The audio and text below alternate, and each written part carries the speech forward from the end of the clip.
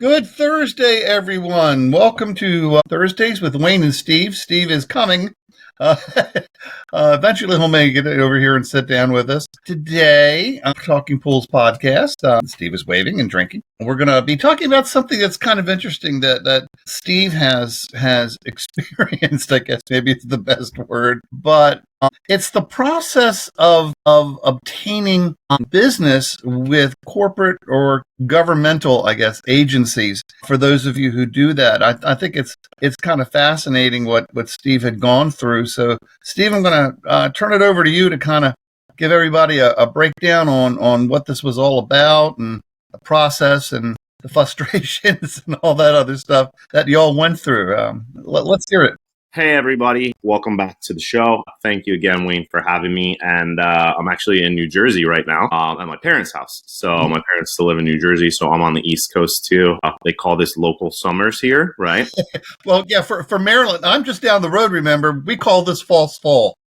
Got it. Yeah, same thing here, local summer. And the reason being is because if you rent a house or whatever for the summertime, right, you get your house. And this is the same thing for pools. If you're a commercial pool in New Jersey, you're like, they don't care if it's 85 degrees on Labor Day or whatever. Like when Labor Day weekend is over, like we are closing this damn You're pool. done. It's done. We do not care.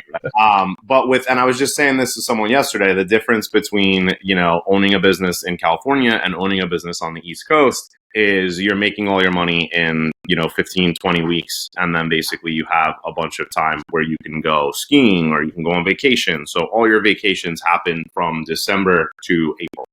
Right. Pretty much, you're working from April to November. So it's a lot different here. And, there's a lot going on, with us, with work and different things like that. So we've just had to pump out, I don't know, like 10 contracts in the last couple weeks.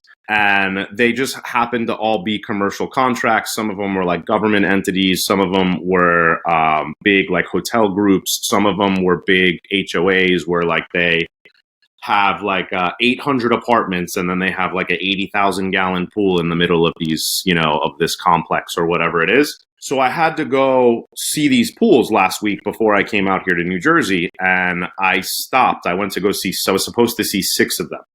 And I stopped after the third one and I called my contact and I said, hey, I want to make sure that we're on the same page here. That I was like, you said that you didn't know how big these pools were. You sent me a list and every place says they have 2 pools and it looks like they have like 1 pool and like 10 fountains or something like that. So I was like, I just want to make sure that you understand here that this pool is 70,000 gallons. And I want to talk about what that means. That a regular residential pool is about 15,000 gallons. And once you get into 25,000 gallons, we consider that a really big pool. I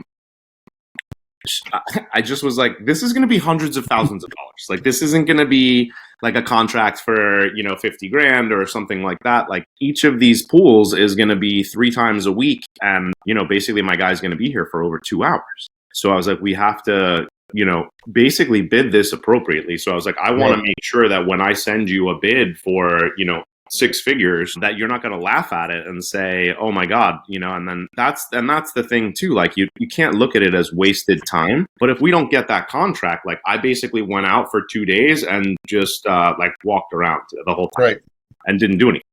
And like I said, there was so much work that went into this one particular contract, which I don't even know if we got that one yet.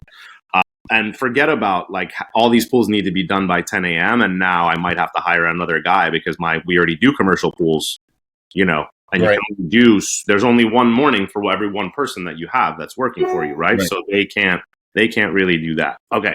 So let's back up for a second with, having contracts with residential clients. I would say that probably 90% of the companies out there are doing stuff on a handshake. Mm-hmm. Now at the beginning, that's totally fine. You can definitely do that. And that's, and people are like, well, why would you do that? And it's like, well, it's a lot harder to take the time to write out this huge contract and all this stuff and like keep track of like when, it's one thing if you send out all your contracts on January 1st, and that would probably be the way to do it, guys, because if you send someone a contract on April 19th and then on September 2nd and August 31st, And whatever it is, like, how are you going to not only how are you going to remember that, you're going to have to write it down. Now when it comes up for renewal, you're going to be coming up for 150 renewals, so you're going to be writing 150 separate contracts, sending them out 100 different times or whatever it is, right? Where, like, if you send all of them out in January, you just, a month or two before, you have to review all those contracts, you get them all prepped and prepared and at no rush, and you do it at your leisure. And now you can send out that contract all at once. Boom, you just send it out to everybody. We will send you a new contract next year. Quick question. It's funny, you've got your people that you do the handshake agreement with, which is great, okay? And then you have people that you have to have a contract for. Which do you think is, what's the word question thing? Which do you think is easier to work with? That handshake relationship or contract, or is it really dependent upon the person or company you're dealing with? So I've had really, really great experiences with like residential clients, and I've had really, really bad experiences with residential clients, which I'll touch on both. And that was a great question, Wayne. With commercial clients, it's a little bit more convoluted, because you have to remember that, like, if you're working with a big hotel group, that executive assistant that you're working with, the amount of pool stuff that she's doing is like this much stuff, where, like, their contract to us is like this much stuff, where we're doing so much other pool stuff, and they have so much other stuff, but it's not pool stuff. So you have to understand that, like, and the biggest one is, it's hard for us, and this is just a one-off story, and then I'll get back to your question. It's hard for us when people come back to us and they say, hey, I know you've sent us 11 bills now, and I know we're outstanding for 3 of them. Could you go through and tell me which ones I owe you? And it's like, fuck, guys, like, we sent you this already. Right. You have it in your email. We have a search function in the email. So how about you go look at it? You know what I mean? Like, and I would never say this to this is me venting to you on the show, and it's just like, this is the background talk that we have. But sometimes it's like, oh man, like, I wish that they would just read their emails that we send to them. And I know that people don't read their emails because of CPO. With the CPO class, because I just had someone in the CPO class, like, one of their managers was like, emailed us back because we had 3 no-call, no-shows. For some reason this year, we've had a lot of no-call, like, we'll have 15, 20 people in class, and it'll be 8:15. Class is supposed to start at 8, and we have 7 people missing that, like, aren't answering their phones and haven't showed up. So I've had a lot of that, but I think it's more because people are signing them up and they're working for a company. You know what I mean? They signed up 7 people at once, so, like, maybe the guy didn't get his email, or maybe he didn't read his email, or and then people say that they don't get their books and stuff, and they have them. So we're very good about, sending them an email a week before with the Zoom link and all of that stuff, right? Right. When they come back and they're like, oh, we didn't get that, or, their boss is like, hey, can you send everyone a reminder on the day before class that we're having class tomorrow? And it's like, we can definitely do that, but, like, you're CC'd on this email and you're their boss. So, like, why are you asking me to remind you the night before that we have class? Like, we have 150 classes a year. Like, every time I'm gonna reach out to it's just like, I'm not, we're not babysitters. We run a business, and we're doing a service, and we're giving you this education that you need for your state in most states, so that's a little bit frustrating. I've had it happen where a residential client, I told her that her heater was leaking and we needed to shut the pool off, and she didn't pay her bill. So for 2 weeks it sat there, and copper, basically precipitated out of that line and it went into the pool. So now the pool is Smurf blue. I tell her, like, hey, this happened because of this, let me do a treatment for you. And, some of the treatments, it gets it out of the water, but it's not going to get it out of the plaster. So now we have really clear water and really blue plaster, and I was like, okay, well, and she was like, you guys ruined my pool. She's like, I'm going to sue you. And she started to play this game where we did $1,000 worth of service work, fixing the heater and replumbing her lines and stuff. And now she doesn't want to pay us. And, basically I'm telling her, I'm not coming in until you pay. And she says, well, I'm not paying until you fix this. And we got into a stalemate. and we do really good business. So we were ready to sue her. And my insurance guy was like, he's like, it's $1,500 here. He's like, you're probably better off just walking away from this. And he was like, if you're going to go to, and then there's, but sometimes it's just general principle, right? Yeah. So I had a commercial client who we had taken care of for 3 years or so. Everything was fine. Like, we were really expensive, but they loved us. And that's why, like, when they call, we show up that day or we show up the next morning. We're always there, right? We're always trying to do business. And what winds up happening with that is this guy, he literally said, oh, okay, like, we're selling the hotel. The new guy bought the hotel and said, hey, we want you to continue service. I sent him a contract. We continued service. He did not sign that contract, even though we started coming. We got a verbal agreement and I started coming. And now what wound up happening is he says a month in, I'm like, you guys haven't paid any bills. Like, I'm like, I need you to sign this contract. And he's like, oh, well, the guy who sold the hotel, who wasn't actually my client because he leased it to my client, they're like, he's going to pay for that bill. The mobile WaterLink Spin Touch allows pool and spa professionals the ability to test water in the field. A patented WaterLink Spin reagent disc is used with the innovative photometer to measure 10 different tests in just 60 seconds. That's right, just 60 seconds, and you'll have results displayed simultaneously on the photometer's touchscreen. That's not all. You also have the ability to send the data through Bluetooth into a smartphone or a tablet device. The photometer can measure free chlorine, bromine, total chlorine, combined chlorine, pH, alkalinity, hardness, cyanuric acid, copper, iron, phosphate, borate, biguanide shock, and salt. The water analysis can be proactive since they are able to measure all of these important tests and recommend correct procedures to fix their water chemistry issues when using our WaterLink Solutions Pro software program. It allows pool and spa analysts the best way to achieve precise results. So simple, anyone can use it. This is the most advanced system for precise use of wet chemistry methods ever produced. Pool and spa analysts can achieve precision without time-consuming tests or cleanup procedures.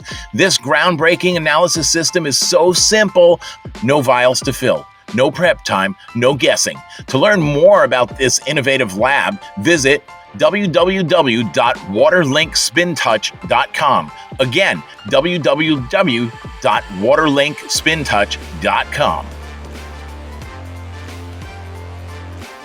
The guy who sold the hotel, who wasn't actually my client because he leased it to my client, they're like, he's going to pay for that bill, which is now $2,000 or whatever. Now a couple grand. I'm like, okay, cool. But I'm like, that my agreement is not with this guy, right? It's with you guys. So I don't really care about what you guys have going on in the background there. I more care about getting this paid.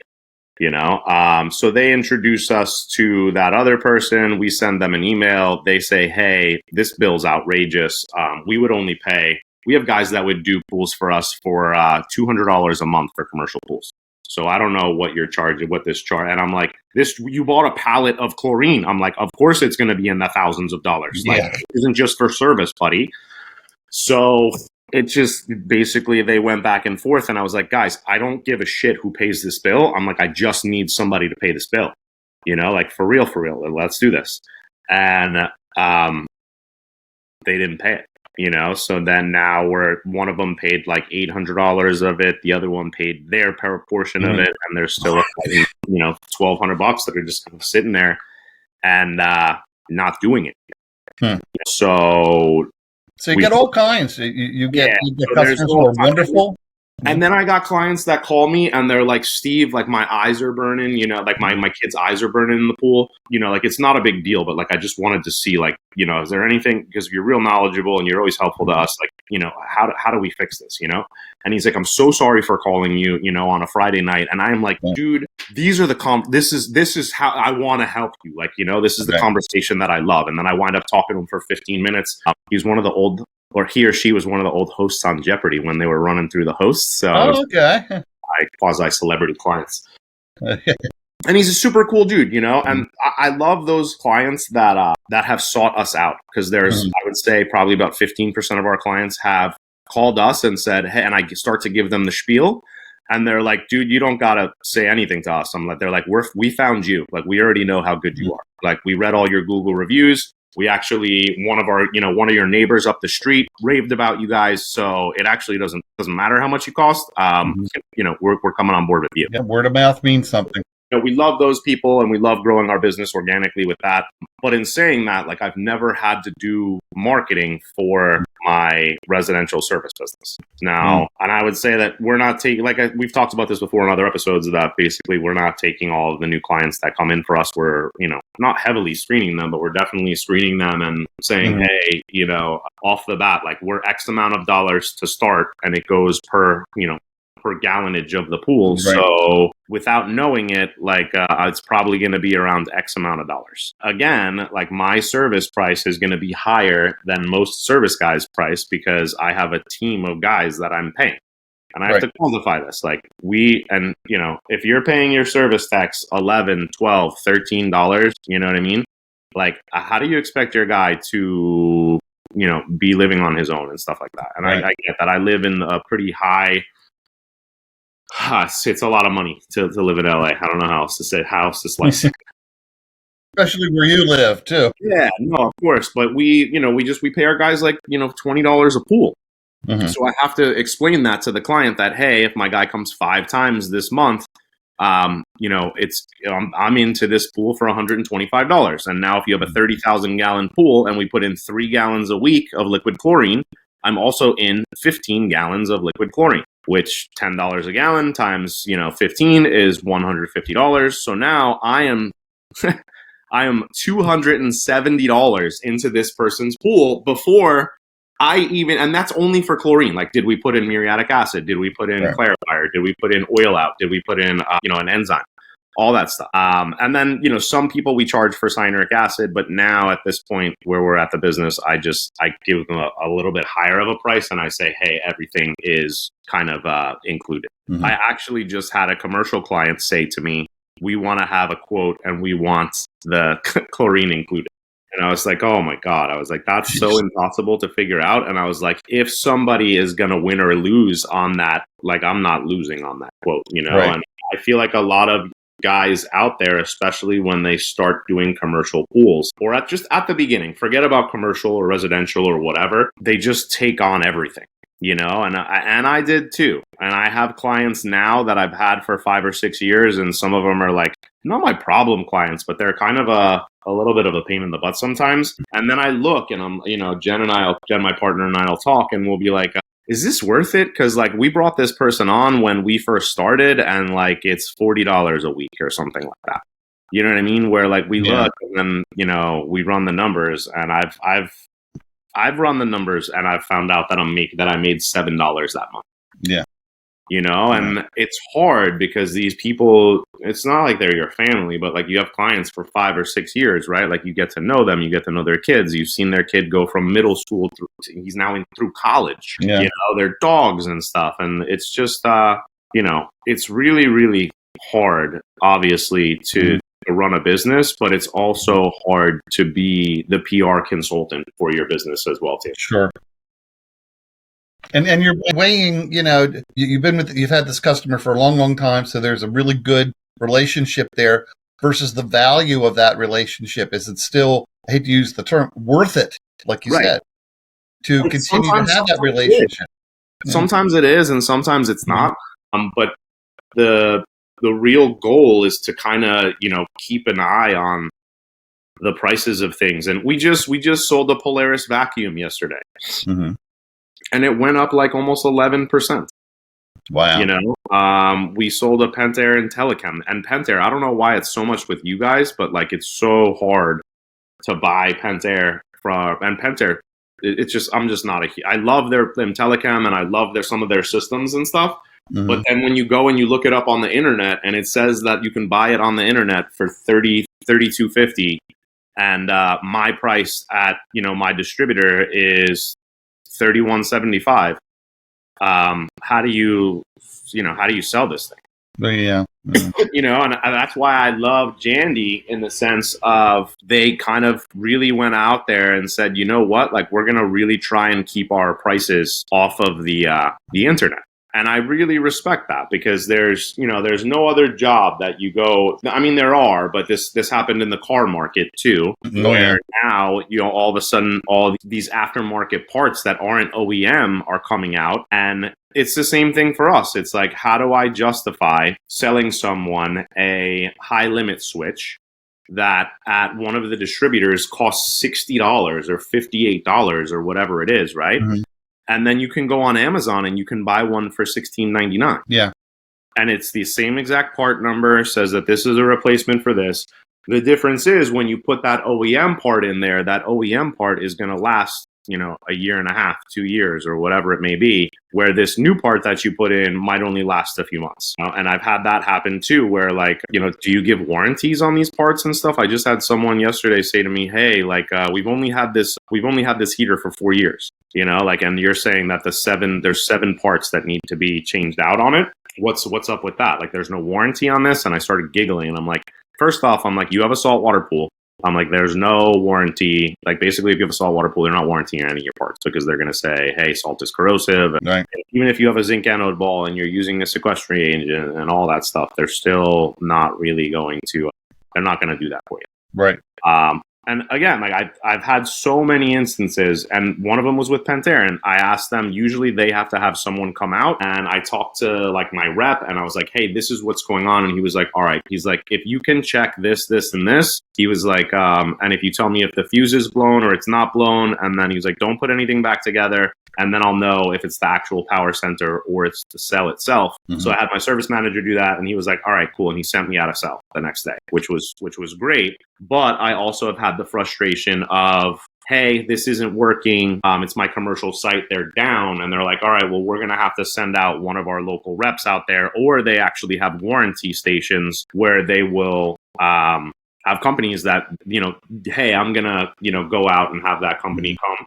And I actually said to him, he was like, hey, the company in your area is so-and-so pools. And I was like, oh my God. I was like, I tried to work with them twice last year. And I was like, they never wound up picking their phone. So I was like, please, can you not give me them? I was like, anybody else in the area about that? And he was like, we don't really have anybody else in the area. He was like, he was like, that's why he just wound up sending it to me. But again, that's why you should know your reps, and you should know all of your people in your area, and make relationships with those manufacturers, because there's just so many times, and there's so many different brands of things out there where you're like, okay, I've worked on this before, but I'm not sure. I started up a pool, and the guy was like, hey, they said that you might want to do the programming. And I was like, I absolutely do not want to do the programming on this pool. You know what I mean? I was like, if you're talking about doing the programming and going up and setting that the pump goes on from 8 a.m. to 5 p.m., then yeah, I can program that. But I was like, if you got to tell me that I'm going in and saying that relay 1 connects to the heater, and relay 2 connects to the pump, and relay 3 connects to the jet pump, and then the fourth relay 4, I'm not doing that. That's your job. You just got $30,000 to put in all this equipment. I'm like, right. You send your guy back and you have him program this stuff. And the way that I found out that it wasn't, they were like, oh, no, it's programmed. And I'm like, okay, cool. So I set the pump to go on from midnight to 8 a.m. And the guy calls me at, 1 p.m. and he's like, why is the pump on?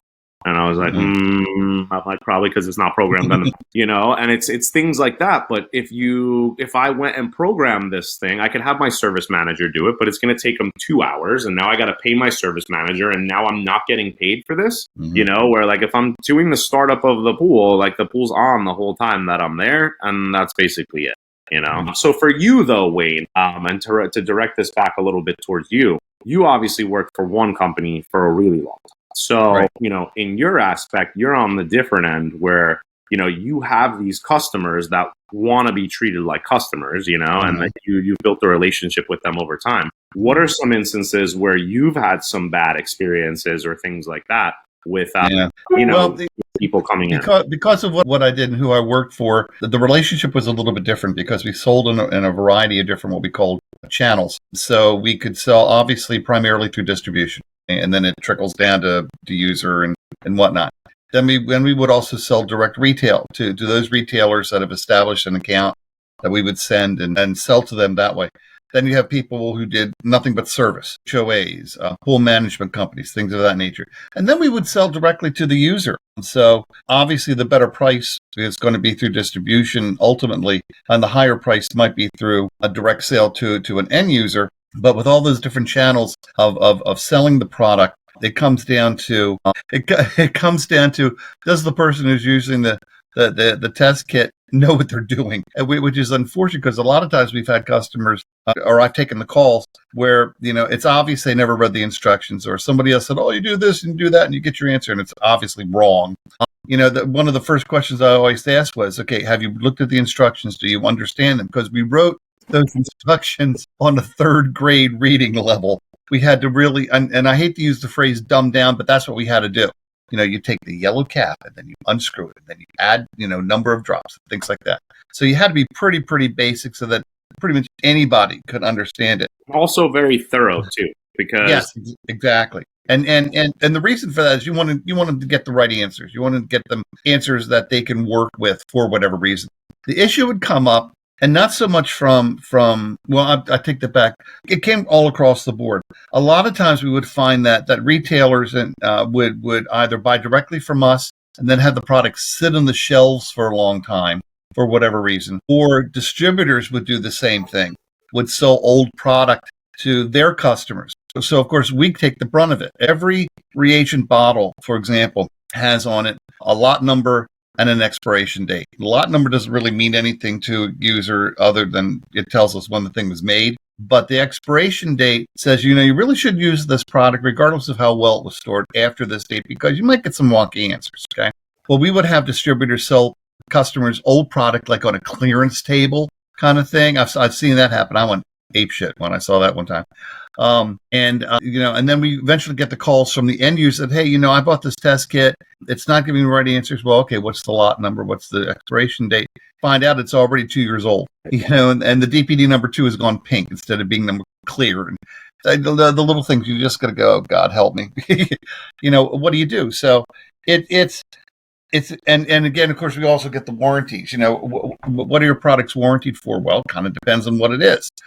I'd say 90% of the products that they made were made in-house, believe it or not, except for some of the glassware, which really is, you don't see that on the commercial, on the pool side. You saw it on the industrial side. So yeah, the plastic, everything, they had molding machines, everything was made in-house. Very, very few items. The meters and things like that were usually third party. So we had to go by their warranty. So most of the meters, for example, like a good quality TDS meter might have a 2-year warranty on it, which is pretty good, actually. Yeah. But still, we would get the customers that would buy, say, off of Amazon, a test kit, and they'd call up and complain or question something or say, "You guys did this. You guys." No, we didn't. We don't sell through Amazon. Never will. Okay. So you have to go to that third party supplier to deal with that. Pack supplier from Skagigi, Wisconsin, from some it's actually offshore. So yeah, it's a convoluted, very one-on-one kind of situation. Every case is individualized, and I can honestly say that over the 31 years I was there weren't too many issues on the manufacturer side that caused us to say recall a product or we found something a few months afterwards, say, wait a minute, something's wrong, the batch is wrong, or we didn't do it right or something like that. I can count on one hand the number of times we've had to do that over 31 years. Let me ask you, when that does happen, mm-hmm. What are the usually, this isn't like, oh, chicken has salmonella in it, like where people are going to get like hurt and die or something like that, where, now you're reading it on the bottom of the TV, you know what I mean? Because their outreach is so big where they needing to reach hundreds of millions of people. For you guys, number one, how do you track that? Okay. How do you say, okay, like we know it's X amount of 200,000 units. And then, like, where did those 200,000 units go? You know what I mean? So, okay, like, they're gone. They're out there now. So are you going to go to SEP/PEP and Leslie's and send them a flyer and said, hey, post this in your store? Yeah. Or do you send out, like, an email blast? Or because some of these people, man, like, they're really hard to find. And I say that from CPO because we have so many people in CPO. Like, sometimes they get bum email addresses or bum phone numbers or whatever. And then, like, once they're through the class, like, they're gone. you know. Yeah, So you never see them again or hear from them. imagine having to send out a recall for class and being like, who are those people and where are they now? Yeah. You know, like, and that's five to 20 people. And Right, now you're talking right. about 100,000 test kits, or And as a manufacturer, it was surprisingly easy. Even before that, I put 2000 as that kind of halfway point where technology started to help us. But the way that we ran the reports and who we sold what to when basically is what we're looking at. So, say for example, we had a problem with one of the relay reagents. Doesn't really matter what one. We were able to track, number one, when it was made. Number two, who we sold that specific lot to. Whether it was a distributor, service guy, and it didn't matter. And depending upon the available technology, either we did an email blast before emails, we would send out a letter, or depending upon the size, we might be making some phone calls. Right. And then if it was say we sold all that product to a distributor, we sold it to an SCP. So we would contact that branch and say, hey, we sold you this product with this lot number. Don't use it. Okay, take it off the shelves. We will replace it.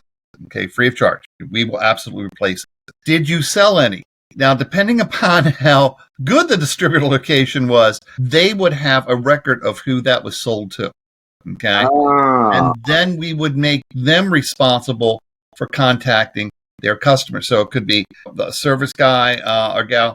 It could be another retailer. It could be that kind of thing. Well, distribution doesn't do retail sales, but they usually work. Pardon? I said, oh yeah.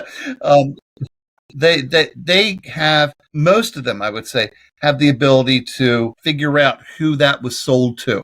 Okay, and it was actually the smaller independent distributors were better at it than your SCPs or whatever's that are out there.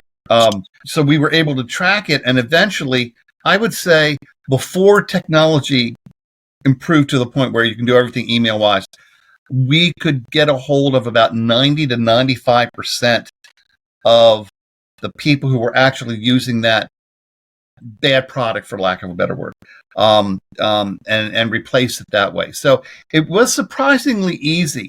Again, we were a company that very specific. You're talking chemicals, you're talking recipes for chemicals, you're talking specific steps you have to do to create this product to do whatever it is you wanted it to do. And it's very matter of fact that the quality control aspect of the product, because of it being chemical in nature, had to be very, very specific, had to be very, very detailed. And a lot of steps were involved to follow through with quality control. I can tell you as a fact, let me step way back. When I first started with one of the orientations I went through was working in an area what was then called chem make.